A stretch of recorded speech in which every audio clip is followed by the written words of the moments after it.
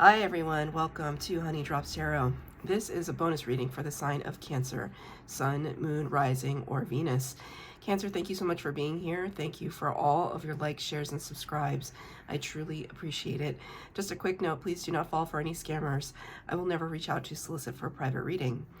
I do offer private readings, and if you're interested in signing up for one of those or in making a donation, you can find that information in my Buy Me a Coffee link, my official Instagram and official TikTok, all listed in the About section of my YouTube page. And I thank you so much in advance. Cancer, I hope that you're doing well.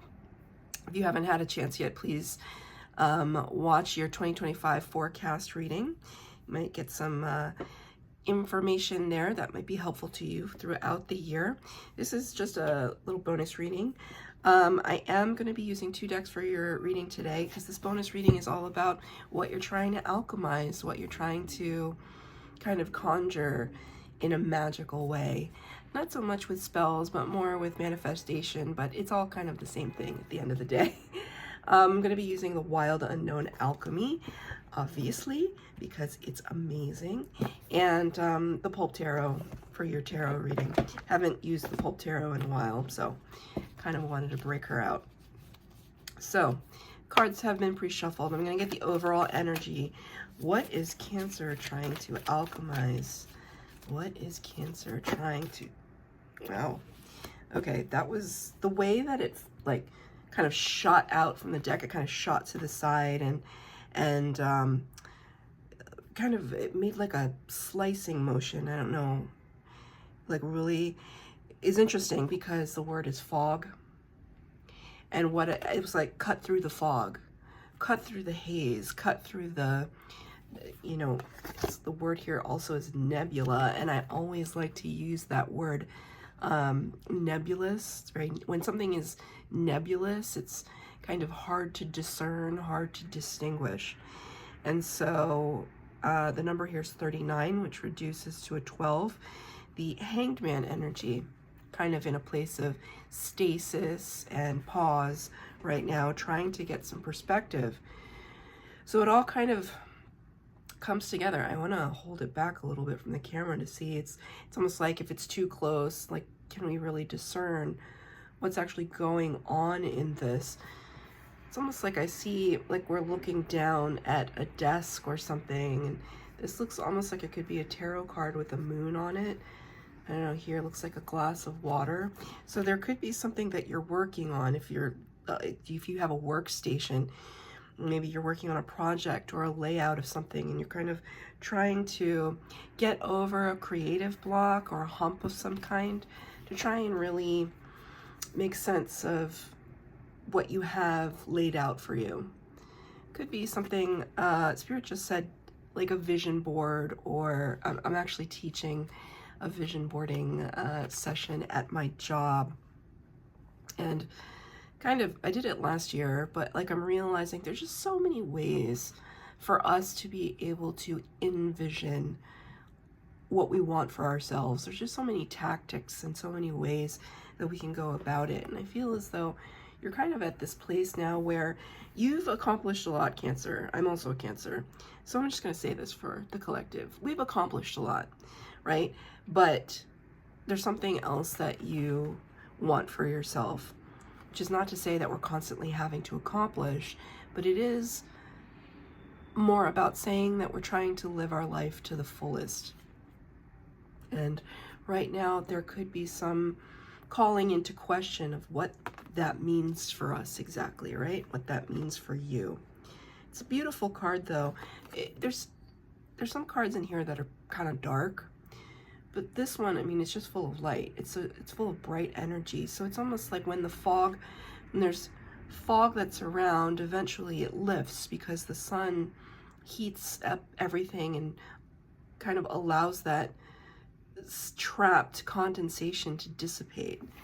Spirit is also bringing up, there have been these, at the time that I am reading this, there are these accounts, at the time that I am filming this, there are accounts of really strange fog happening, you know, all over the world, but specifically in the United States, where people are not understanding, what's going on in the atmosphere. Some people saying that it's contributing to illness. So it's not that I necessarily have any answers for that, but Spirit is bringing it up in my mind's eye, that, people are trying to understand. It's more about the level of trying to understand. I hear some ever so slightly fluctuation in my right ear. So I don't know, Spirit, do you want me to say more about that? I don't feel anything right now further about that topic, but if something comes to me, I will tell you.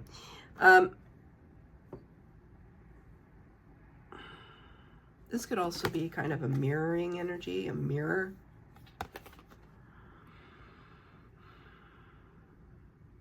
Trying to cut through it. And I think you're doing that in a way where you're actually stepping back and being very contemplative. Spirit just said the phrase, measure twice, cut once, right? Because once we cut through something, you can't uncut it. So they're saying measure twice, cut once, as if to suggest that that's your attitude right now. You're stepping back from a situation so you can kind of assess everything and then make your move. So I'm going to get 3 cards for the base spread, 3 cards for clarifier. This is just general message. There's no real past, present, or future. And at the end, I'll get a card of advice from Spirit. This is, thank you, this is for Cancer.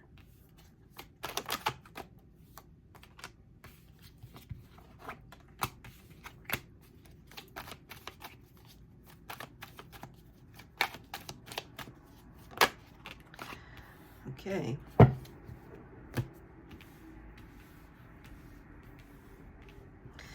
We're going to start with the 5 of Cups. So 5 of Cups is Cancer, Pisces, Scorpio energy. It is a Cups card talking about the emotional realm. And there's this impression here in this image that there's some deep regret. What's weird too is, of everything in this image, I was drawn to her red shoes, which of course remind me of the very famous red ruby slippers from The Wizard of Oz. The slippers that acted as, well, some people say it's a placebo effect. Was Dorothy in The Wizard of Oz just dreaming, or did everything actually happen? But the red ruby slippers represents portal energy. She clicked her heels 3 times and said, there's no place like home. That could be relevant to you. But I do feel as though,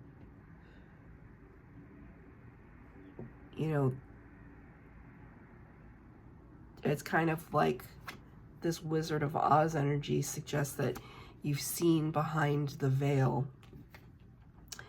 or you've understood something in its totality and it was disappointing to you.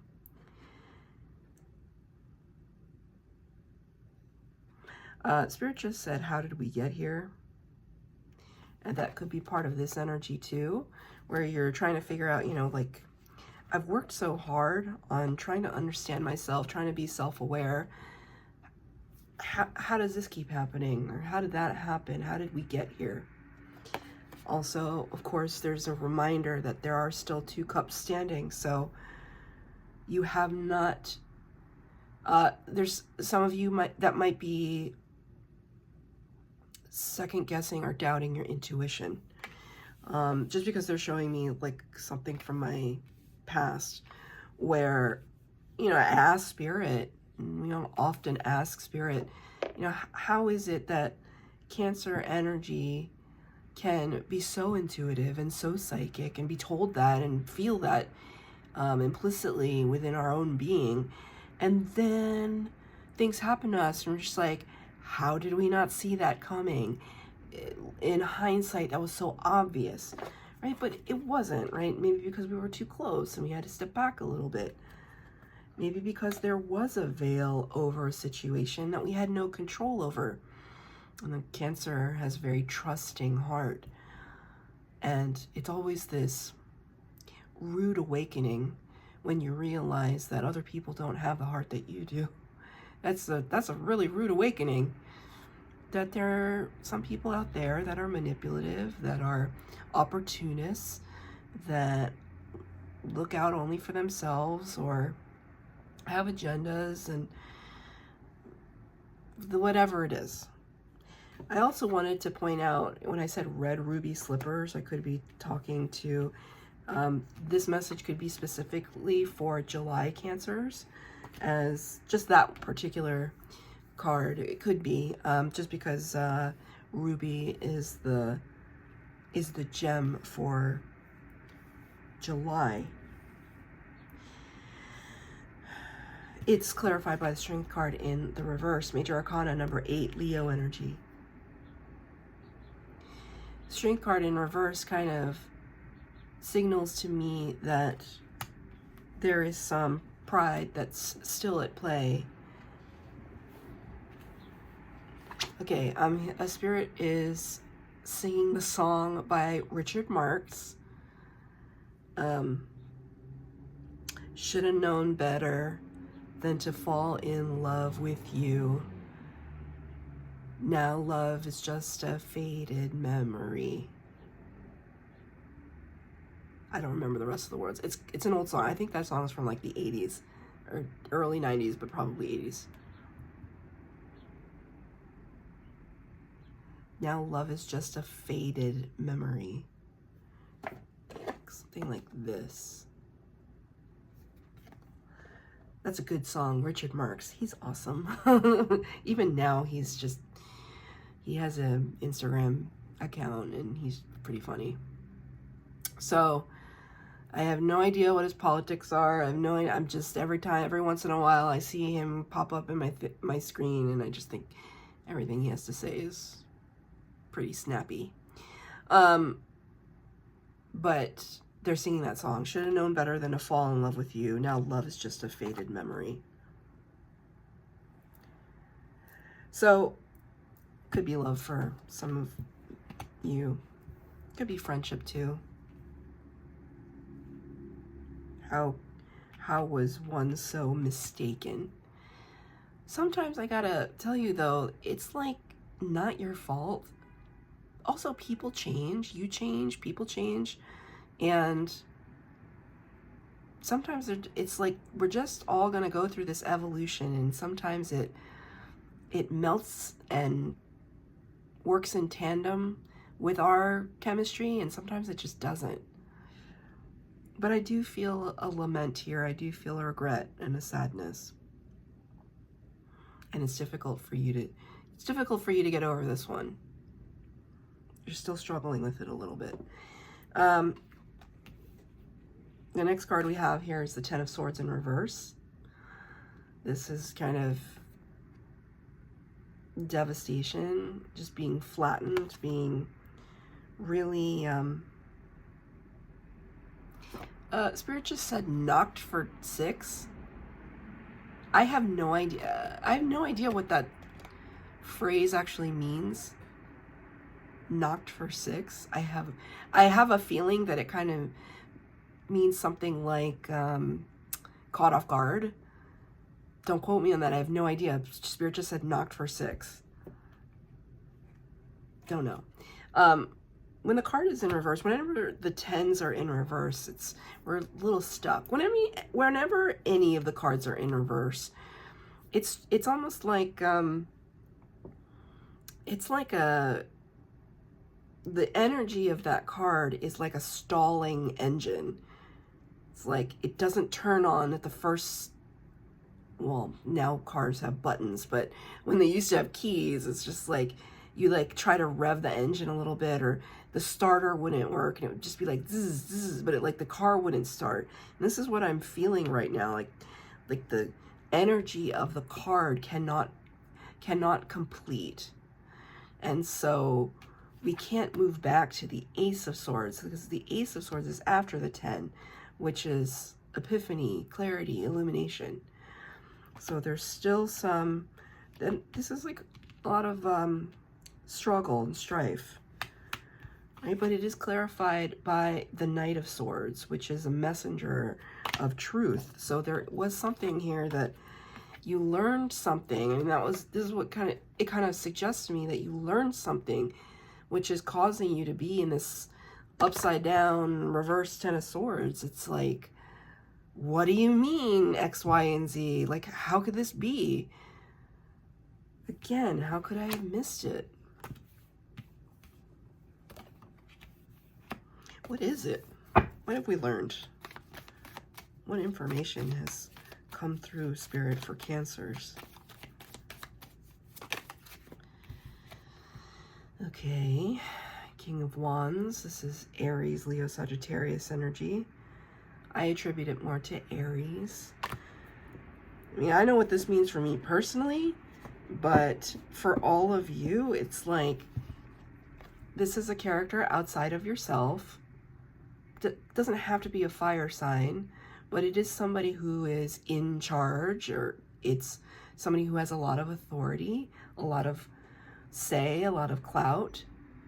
And you can see here, though, that like there's a building burning down. So there's just some kind of downfall of a situation that the King of Wands was responsible for. Could be a relationship, could be a business, could be Spirit just said family secret. Could be a father figure. Doesn't have to be. This, I mean, King of Wands represents somebody who is really passionate, really powerful, really aggressive with how they go about doing things. So if this is somebody in your life, I mean, whenever I suggest other people showing up in the reading, it's the first person that comes to your mind. It's your intuition that fuels the meaning of the reading.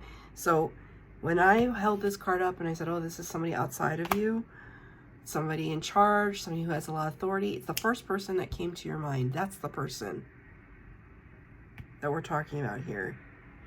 That somehow, whatever their decision making, it feels very destructive, and it feels very impactful upon your life. But, you know, at the end of the day, what is it like kind of resulting in? This is you, obviously. No, it's not the Queen of Cups, but it is the Queen of Pentacles. And it's almost like, I see it's like you matching this to this. And Queens and Kings is part of the court cards of the tarot. They're the only ones that can really mess with each other in any kind of, on any kind of equal footing. Divine Feminine, Divine Masculine. Queen of Pentacles is somebody who's very abundant, like beautiful, lush, generous. It's almost like when I saw this card, or when I said generous, it's like, yeah, you know, I'm going to combat your destruction with love. Not love for that person necessarily, but love for self, love for the situation, compassion for the situation. This is a very compassionate figure, but knows who she is. Even her stance here, you can see, I mean, it's almost like she's using this pentacle as like, you know, it's a very aggressive stance. I'll just put it that way. Like her arm is fully extended, right? Look, it's like, look what I have to show for my efforts and for my energy. Pentacles energy is Earth, Virgo, Taurus, Capricorn, and it could talk about finances, but it could also talk about opportunity, offer.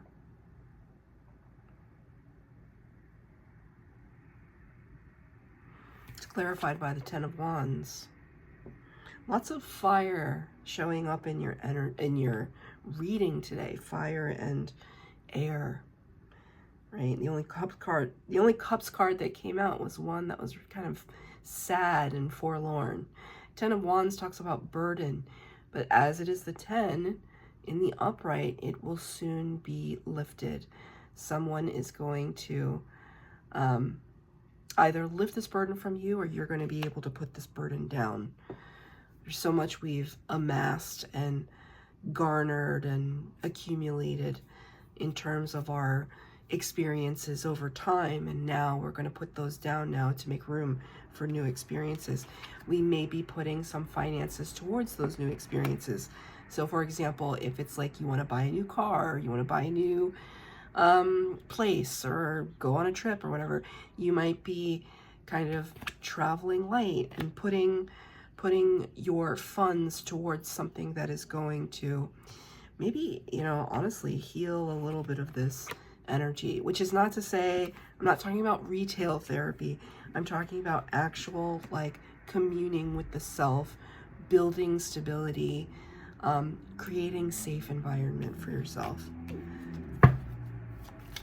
Gonna get a clarifier for the Queen of Pentacles. 2 of Pentacles. So, you know, kind of juggling back and forth, we're at this point of, like, you know, understanding what we've been through, and now it's like, you know, we have some stuff to work with. We have some resources to work with. It's just about, what are we going to do, right? Remember when I brought up, like, the vision board at the beginning of the reading? Maybe you're trying to decide what to put on your vision board. What do I envision for myself in this upcoming year, for example? These are timeless readings and relevant from whatever moment that you yourself watch it. But at the same time, for those of you watching it as it is coming out, it's the beginning of a new year, and maybe there are things that you're just kind of, like, you're reassessing a bucket list, and okay, what am I gonna scratch off my bingo card? That's what I just heard. I have to choose something. 2 of Pentacles can be about multitasking and juggling. Spirit is kind of alerting me to the fact that, you know, don't sit too long in, like, this juggling energy. You kind of make a decision, put something down so that you can focus on one. For the advice from Spirit, it was the number 5, the Hierophant, Major Arcana, representing Taurus energy. Taurus is an energy of stability, of hard work, of comfort. The Hierophant card talks about this deep connection with Spirit through earthly means. Can also talk about being structured and diligent and focused. So I do see you kind of really buckling down, Spirit just said, like, buckling down and, like, really trying to cut through everything and be very clear for yourself about what it is that you want to achieve. I'm going to read from the book now, number 39. Fog. Disorientation, a funk, a lull. Right? That's absolutely what this energy is. When fog is present, nothing is clear, not even the problem. It's hard to orient oneself or to know where you're headed. A distinctly damp mood blankets the laboratory. Fog can be surprisingly pleasant as a counter to drama, and therefore it can lull us to sleep for long periods of time. With its cooling nature, fog is a natural balm for pain and trauma. Yet this state cannot sustain us, for we long to see the horizon and our surroundings. There are 2 solutions. The first is heat. Interesting. The first is heat. Think sweating, desire, confrontation, passion, creativity. If that's too edgy, the second and inevitable solution is time. As they say, the morning fog burns off by noon. The sun will be seen again. How much time you spend in the fog is yet to be determined. So that's your reading, Cancer. I hope that it resonated. If it did, please like, share, subscribe, comment down below. Please hit the bell notification to be updated as to when I post new readings. Thank you, Cancer.